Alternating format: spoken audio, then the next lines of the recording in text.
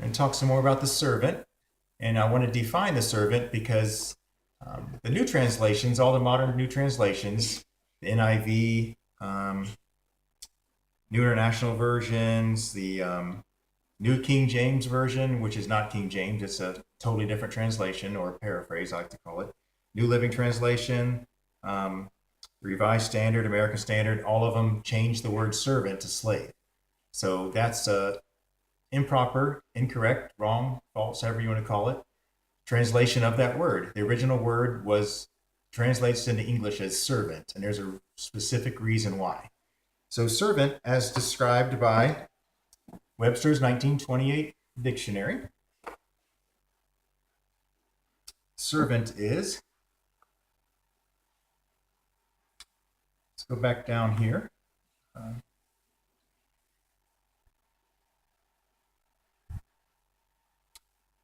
Servant, noun. 1828 Webster's dictionary. Okay.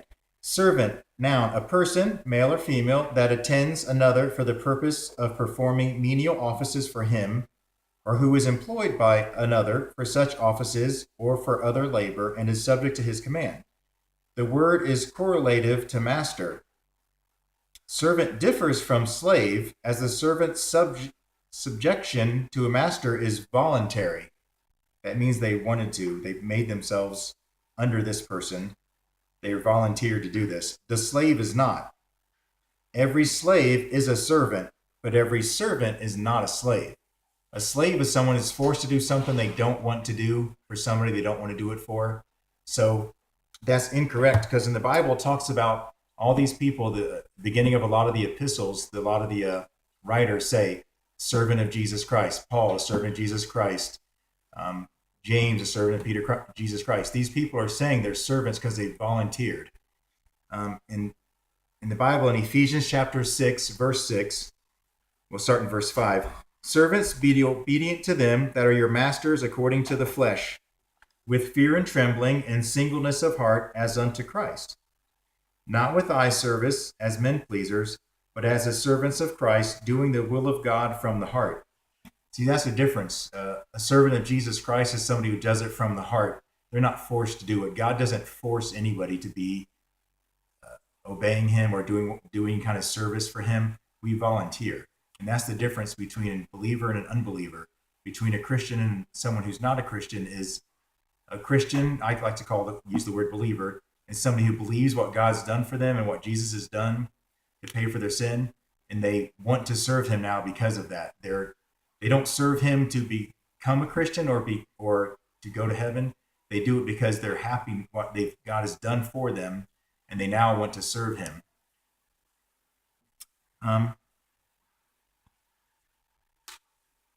So these incorrect translations of all their modern versions in English, they're not really translations, they're paraphrases.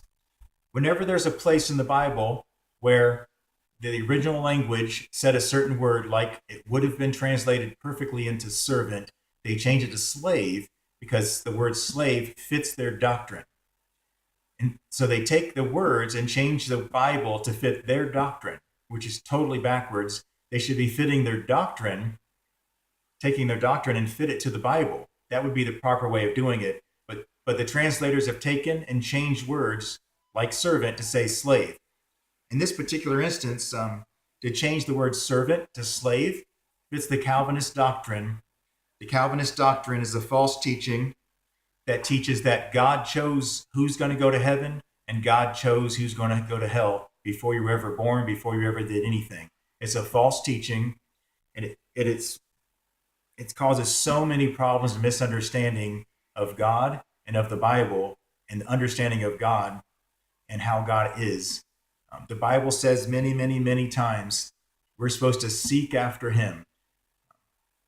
People will take the one verse in Romans that says, there's none that doeth good, there's none that seeketh after God.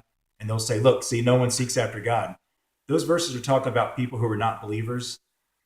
The verses there's many, many verses where God commands us to seek after him. So to fit that in together, there's no contradiction. People who are unbelievers do not seek after God.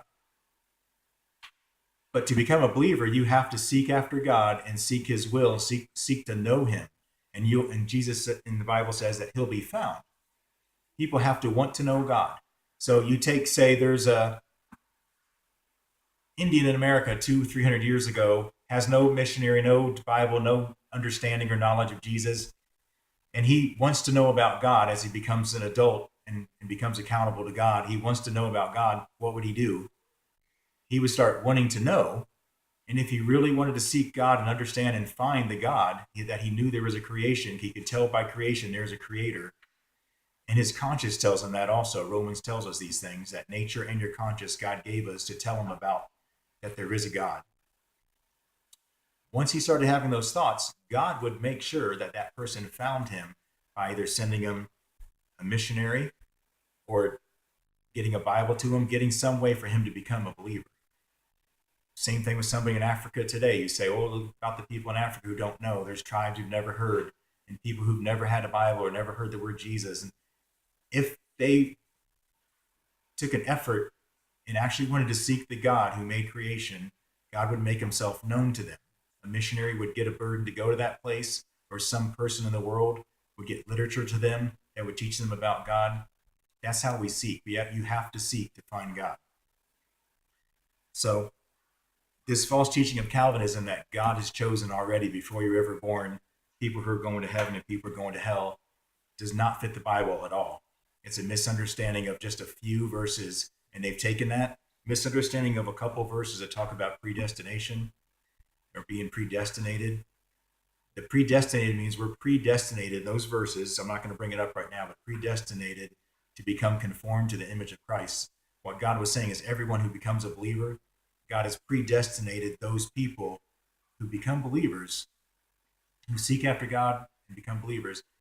They're the people who are predestinated to become like Christ. That's all it means. It does not mean God chose us beforehand. In Romans, I think it's chapter 9, the Bible talks about God made vessels to honor and dishonor. He's not talking about making people, choosing them to be unbelievers or choosing people who go to hell, people who go to heaven. It's talking about he can choose people to use that are already unbelievers. He can still use unbelievers to get some of his plans done, like he did with Pharaoh.